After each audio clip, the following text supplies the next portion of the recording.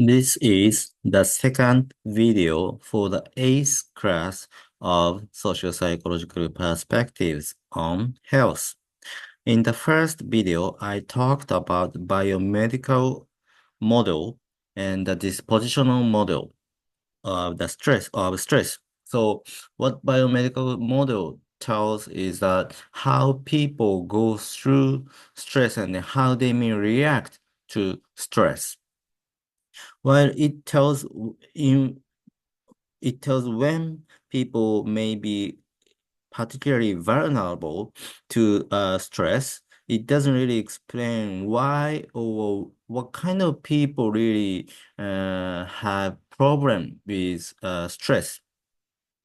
And the dispositional model tells what kind of people may have trouble with stress or what kind of people may develop disease by having too much stress. But again, this model is not well supported by evidence. And also, it doesn't explain what makes a person have particular stress-related characteristic in first place. So it doesn't really help people to change themselves, you know. Okay, so then in this video, I will talk about the situational model, the role of life events. So yes, I talked about the dispositional model, but it's not well supported and it doesn't explain why people have such characteristics. So now other researchers tried to focus on other situational factors. Okay. And one of the researchers came up with social readjustment rating scale. This scale aimed to quantify the amount of stress of particular life events. And in this scale, the amount of stress of marriage was set to 50. And the degree to which they demanded more or less readjustment relative to marriage was considered. And then each life event was given particular points that the life events may put stress on individuals. Okay.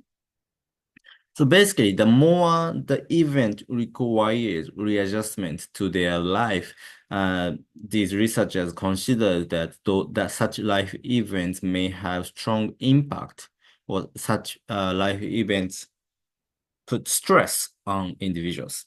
And here is a social readjustment rating scale. So as I said, marriage was set to 50. This is kind of arbitrary number, it doesn't need to be 50, but the researchers just came up with having marriage as a mean or the center of the scale. And then above marriage, you have like personal injury or illness. So basically, when you get married, you have a lot to rearrange your life. You need to adjust your life to your partner, right?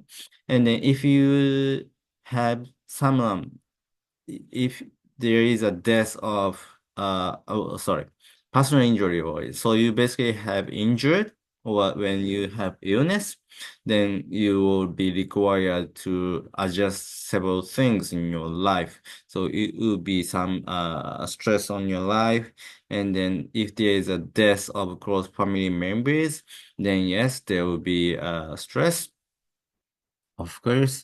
And then if you are arrested for some criminal acts, then of course, you will need a lot of readjustment in your life. So that would be something stressful. And martial separation, just like marriage, martial separation or divorce would require you to adjust a lot in your life.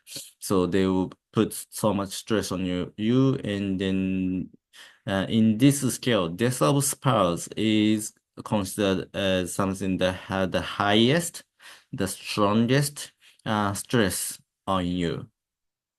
Okay. And then below marriage, you can find, for example, Christmas, vacation, these are something you may look for, but at the same time, in order to prepare for Christmas or a vacation, you may have experience of, feeling stress for preparing for them, right? Because it's not just like you wake up as like every morning and then you go to work or you go to school, right? You have to change, maybe you may have to change the time you get up, and then also you have to look for how you go to the station or maybe airport, right?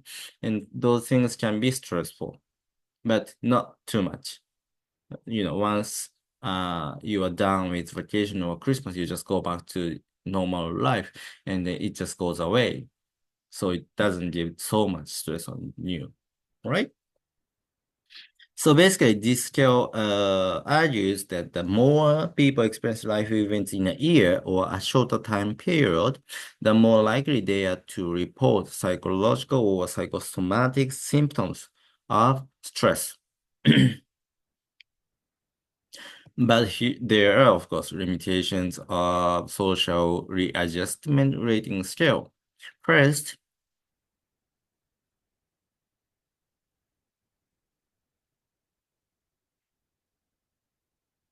yep.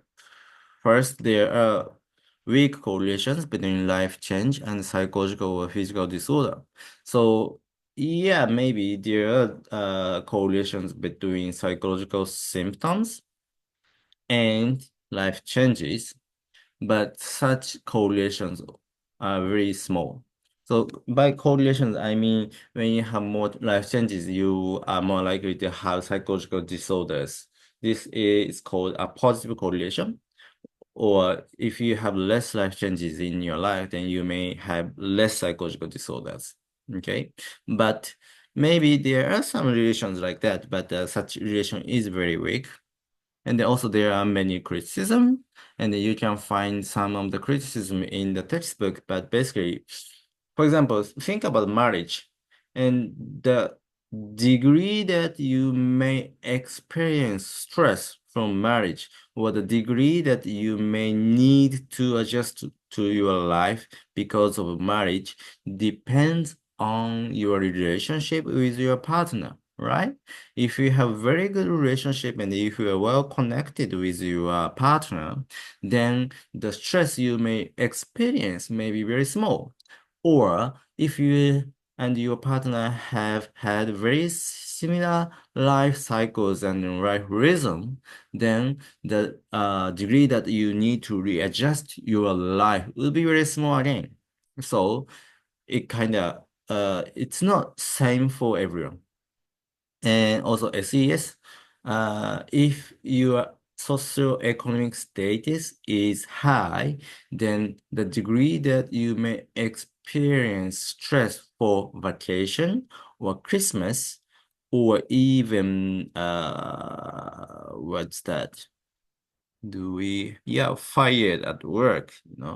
Maybe the stress that you may get from these life events may be smaller compared to those who are in very low socioeconomic status, like someone who may not have money for tomorrow. And if they don't have money for tomorrow and then they lose job today, then the stress they would experience is unexpected. It would be so much for them, right? And culture. So let's think about the marriage again. So maybe in Asian countries, marriage tends to be between home and home, families and families. So that would require a lot of readjustment in their lives. But maybe I'm just speaking like stereotypically, but marriage in France, that would be something between individuals. So that wouldn't require so much stress as they may do in Asian countries, right? So depending on what kind of relationship they may have with their partners or family members or close friends, or in what socioeconomic status they are in, or like in what culture they are in, the amount of stress they may have would be very different, and even the rankings of each life event would be different. So you can really tell which one has stronger stress over the others. Okay?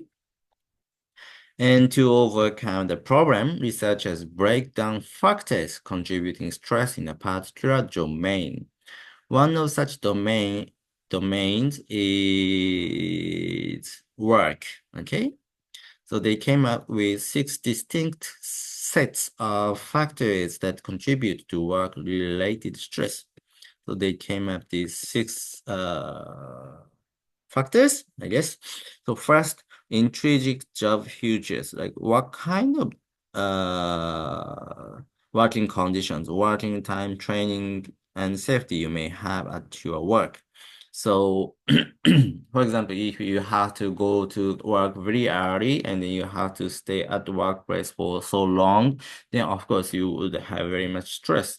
But if your work is more, how can I say, flexible, then maybe you come to workplace later and then you may be able to leave work a bit earlier than other work. And also, if you have a lot of training so that you can confidently work, then you would experience less stress. Okay. The second one is organizational roles. So those entailing responsibility and ambiguity. So if you have so much responsibility and then if you have so many things that you need to decide, then the stress you would have would be very strong.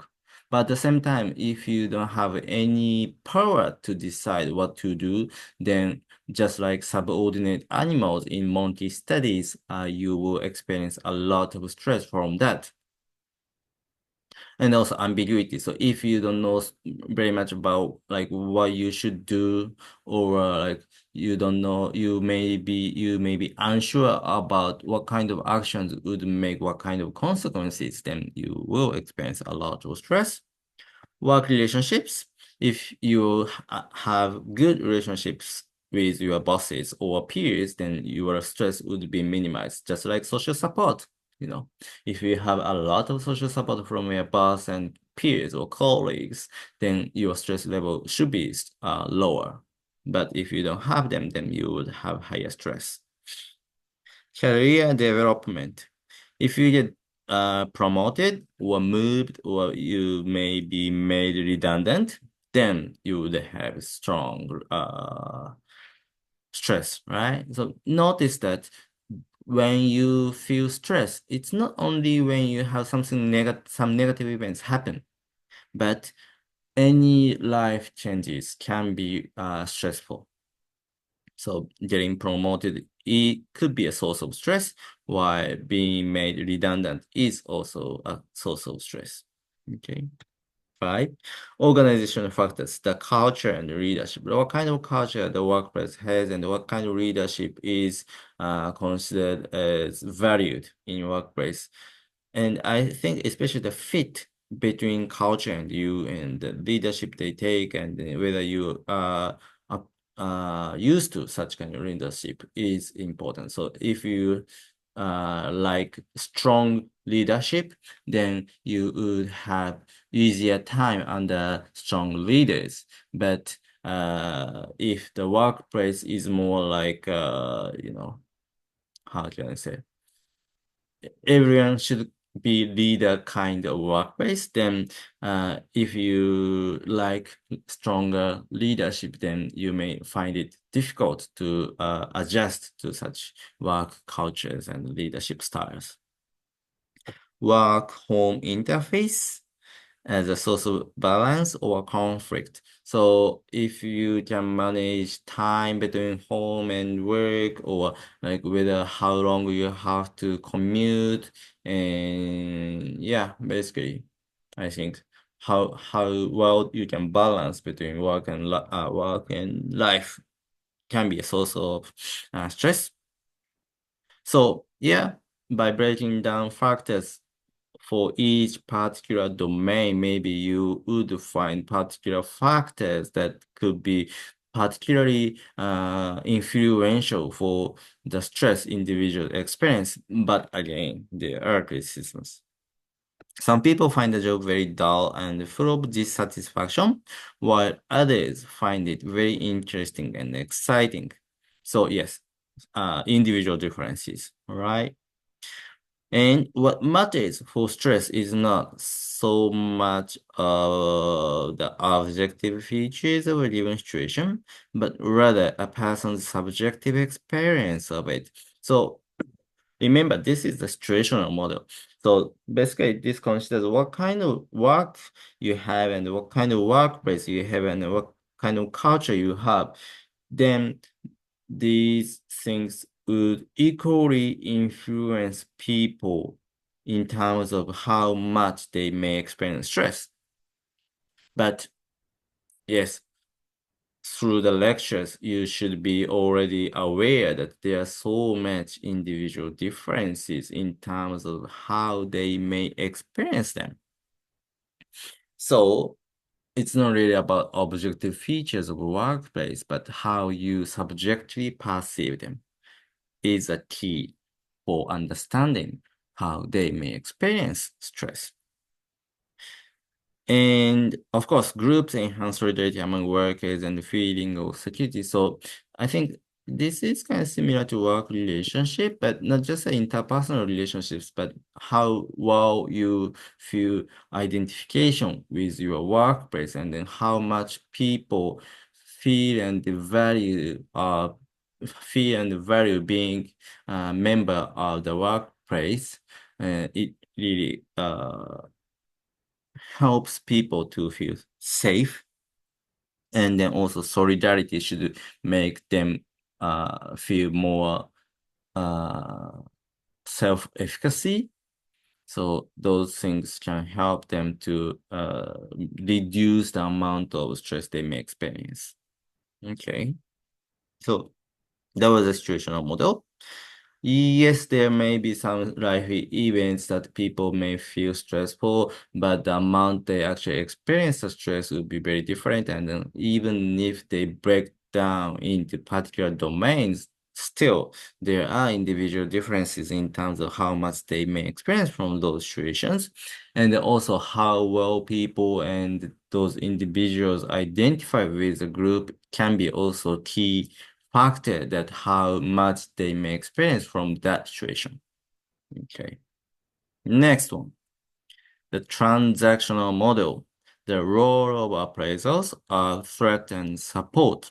So as I said, it's really the subjective perception is a key to understand how much people experience stress.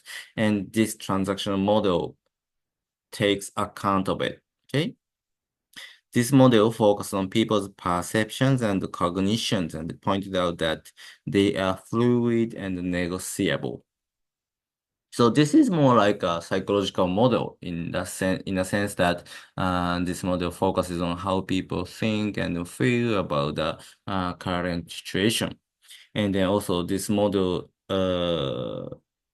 understands that how people understand or how people think and feel about the situation is fluid, which means that the way they understand the situation can be changed time by time.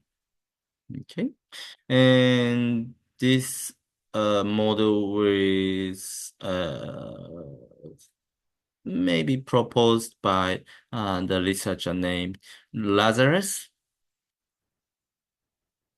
And they did several studies, and in their studies, they had people watch films of people in traumatic situations, basically an accident in an industrial workshop. And watches, participants of the experiment were assigned to different conditions. First condition, control condition. So basically, participants were not given any instruction, and then they were told to just watch the video. And then they witness the accident in an industrial workshop. The second condition is denial condition. The people in the film were actors. So people are told to believe or think that, okay, this isn't really what happened. And then this is really acted out by an actor in the video. So the guy wasn't didn't get injured. Okay. And the third one, intellectual condition. Just like denial condition, the participants were told that the film was made to teach about workplace safety.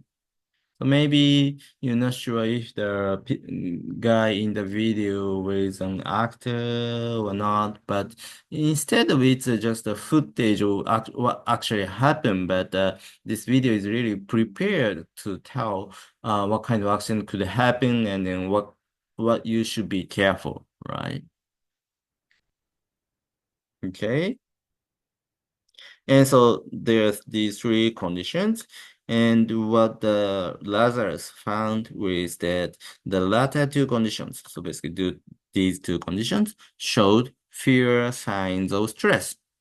So in the first condition, control condition, participants just, they didn't have any reasons not to believe the accident was real. Okay, so basically they had to believe that the accident was real. And then because they believed that the accident was real, and they experienced so much stress by seeing the such traumatic scene.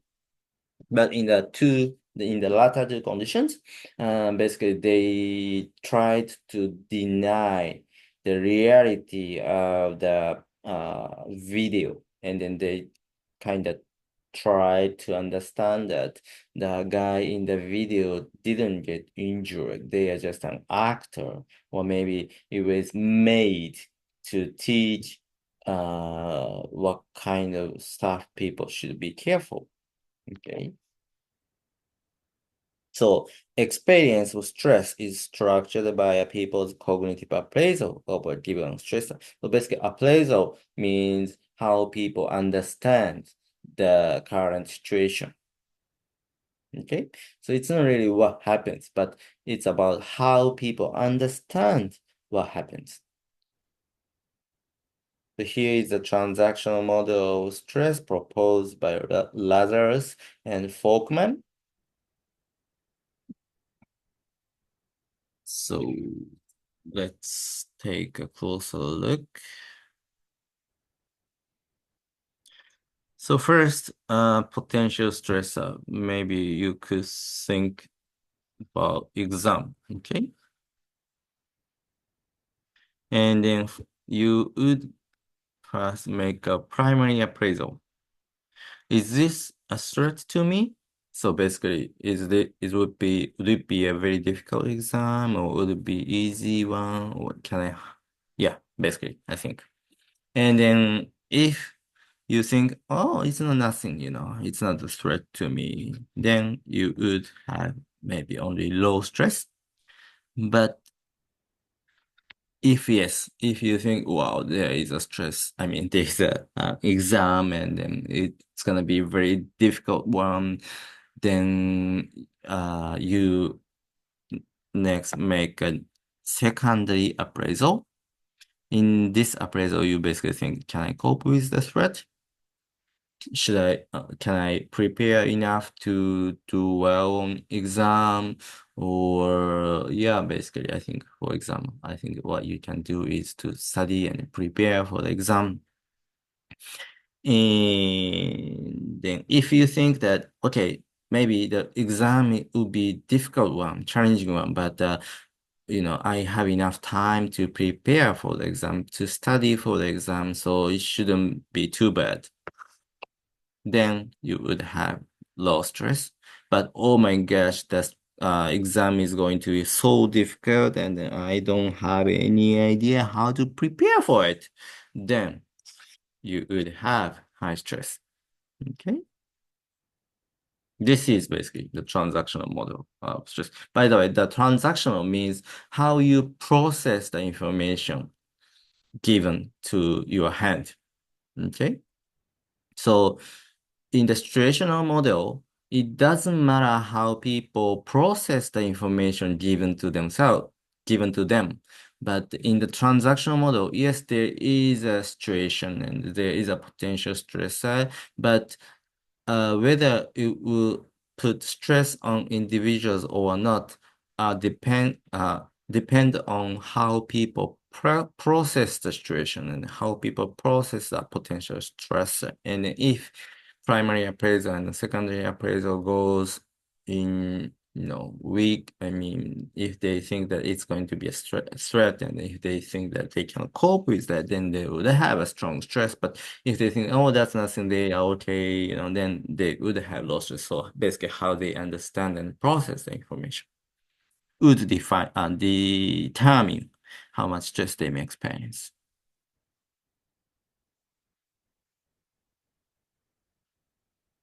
Okay.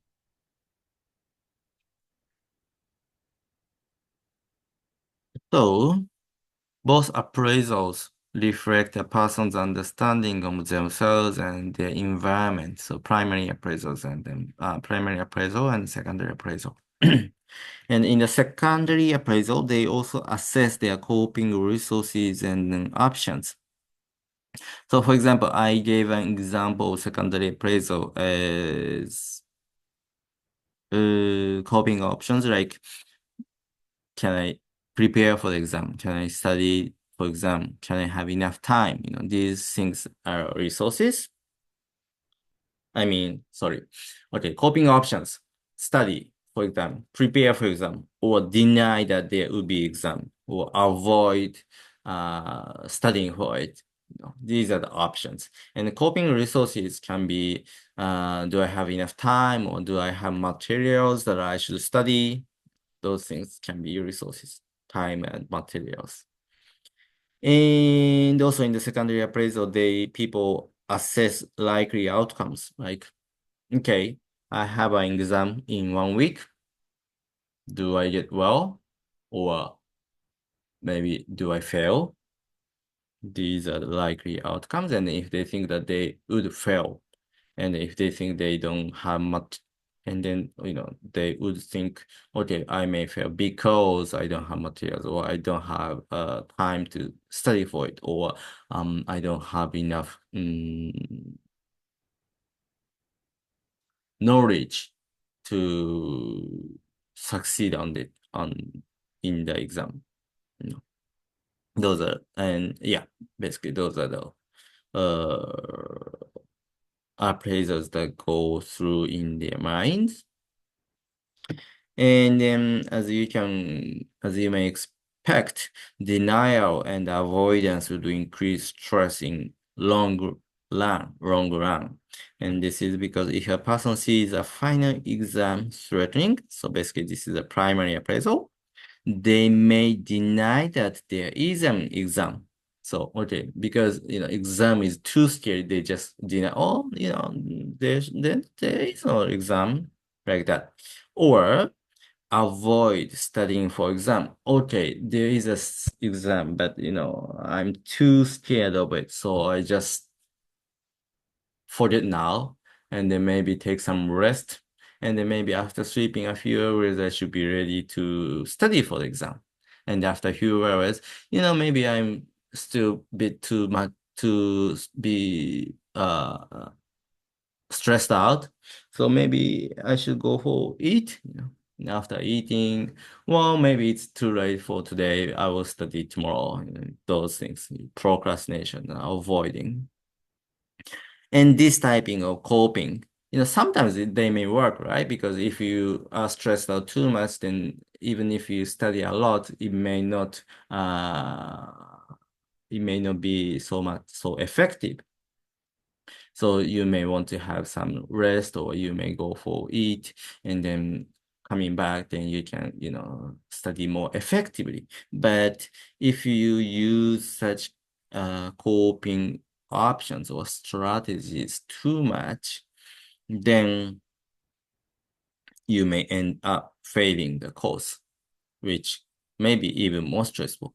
So even if you perceive stress as very stressful, if you take these kind of negative coping strategies and options, then that would lead to even more negative consequences. You may not just fail exam, but you may fail the course.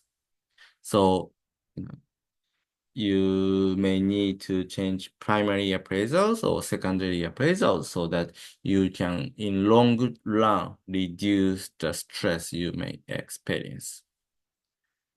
Okay? Let me see. Yeah, I think I will just stop here, and then that's it for class 8. And then I will continue chapter 8. My yeah, chapter 5 in the next class. And then in the following classes, I will jump to chapter 8. Okay, I will just skip 6 and 7. So if you're interested in them, maybe you want to read them by yourself, but they will not be covered in this class. Okay, thank you.